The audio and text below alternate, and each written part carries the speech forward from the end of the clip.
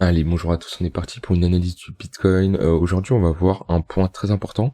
Est-ce que on est dans un piège baissier pour liquider un maximum de monde pour repartir à la hausse?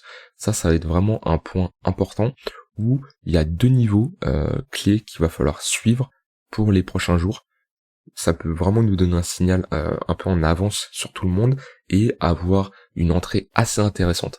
Donc d'un point de vue daily, on voit qu'on a bien retracé, hein, on est sur les, si je mets notre Fibonacci, hop, on a été chercher les 0,786, si je mets les 0,186, on a presque buté dessus, donc déjà on a bien retracé.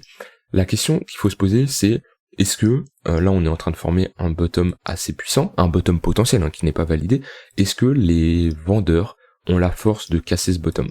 Ça c'est la question, parce que s'ils ont la force de casser ce bottom, déjà c'est rendez-vous aux 14 000 $, on n'y est pas encore, hein, ça sert à rien de paniquer, mais est-ce que les vendeurs ont la force de casser ce bottom? Comme je l'ai dit, là on est venu liquider pour le moment, moi je vois juste une prise de liquidité des creux ici. On n'a pas clôturé sous le dernier creux. Et j'avais bien précisé dans mes dernières vidéos, ce qu'il faut observer, c'est de la manière où on liquide. Et là, on a liquidé de manière bullish, c'est-à-dire on a fait une mèche et on a clôturé bullish, ce qui est clairement positif pour la suite. Ce qu'il ne faut pas, c'est clôturer sous ce niveau-là. Si on clôture avec une mèche rouge, bien sûr, sous ce niveau-là, ça sera vraiment bearish pour la suite, la structure sera vraiment moche et on pourrait clairement s'attaquer à des niveaux clairement plus bas. Maintenant là, la manière où on est venu chercher les liquidations, c'est bullish, mais attention, hein, je répète qu'on est toujours en tendance baissière avec des creux et des sommets de plus en plus hauts. Donc pour moi, ce qu'il va falloir surveiller, c'est la manière où on va rebondir, on va venir tout simplement structurer le marché dans les prochains jours, prochaines semaines. On est sur un niveau assez important d'un point de vue localisation. Maintenant, pour moi, il y a un coup à jouer. Alors bien sûr, toujours en risquant une partie de son capital et en sans s'exposer énormément, mais on est sur un bottom potentiel. Hein. Je rappelle que le bottom qu'on avait structuré en 2019, si je regarde, j'avais comparé un peu, je m'étais mis en log. Si je regarde en prenant le point le plus bas et le point le plus haut, on est sur une performance de 31%. Si je prends le point le plus bas et le point le plus haut, on est sur une performance de 40% à peu près. Alors, donc déjà, on est à peu près sur le même style de bottom. Si je mets sur la plage de date pour voir la durée de ce bottom, il a duré à peu près 4 mois, donc 17 barres, donc 17 semaines. Et là, on est sur 12 barres. Donc il nous manquerait un mois pour faire un bottom similaire. Si on voit comment s'est déroulé ce bottom, on a eu la première, le premier creux, la ligne de coup, le sommet, on a retracé, si je regarde, on a retracé un peu comme là on retrace, donc on a été chercher en dessous des 0,786, et ensuite on est reparti à la hausse en cassant la ligne de coup. Si je regarde actuellement comment on est, hop, on voit que, alors hop, attends, je vais revérifier sans être en log parce que ça peut. Ok, non, c'est bon, on a été bien méché sous les 0,786. Et actuellement, on a méché aussi sous les 0,786. Voilà. Hop. On a clôturé pile poil sur les 0,786 et on a méché en dessous. On est un peu dans le même dispositif que le bottom qu'on a formé en 2019.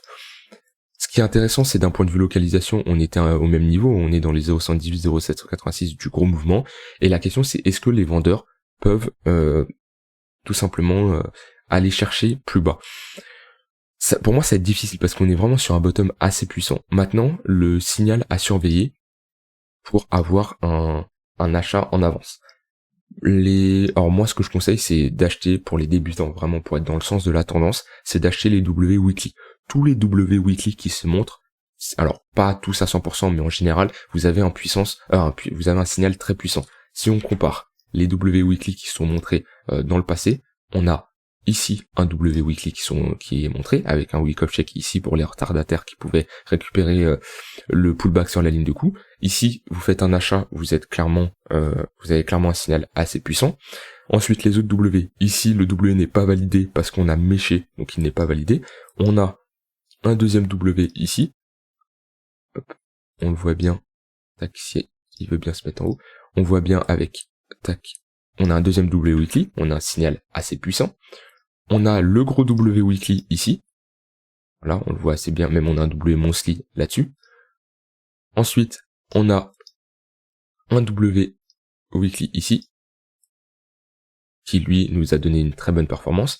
Et on a aussi un W ici qui lui s'est fait ravaler. Donc si on regarde, si vous achetez à chaque fois tous les W weekly, vous êtes sur une excellente performance, mis à part lui, mais si vous gérez bien votre risque, vous êtes clairement en positif. Maintenant, si on attend la clôture du W weekly ici, alors je vais enlever ça et ça, pour être dans le sens de la tendance, ce que je recommande aux débutants qui ne savent pas comment investir, voilà, qui n'ont pas une formation dans l'analyse technique, s'ils veulent pas se prendre la tête, ils attendent la clôture au-dessus de ce niveau qui nous donnerait une reprise de la tendance. Alors, est-ce que le W, s'il est valide, ça va être du sûr à 100%? Non, comme on a vu, celui-ci s'est fait ravaler, mais vous serez dans le sens de la tendance avec des creux et des sommets de plus en plus haut. Alors, ce W doit être acheté tant qu'on ne mèche pas sous ce niveau-là. Si on mèche là, on ferait un creux plus bas que le précédent et ça serait plus un W weekly. Donc ça, c'est la première chose à surveiller.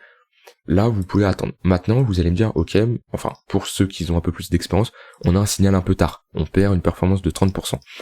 Moi, ce que j'aime bien, c'est acheter le deuxième creux du W. C'est-à-dire que vous allez avoir un W weekly, comme j'ai montré précédemment, donc un W de cette manière. Moi, j'aime bien me placer dans ce creux-là en cherchant un W daily.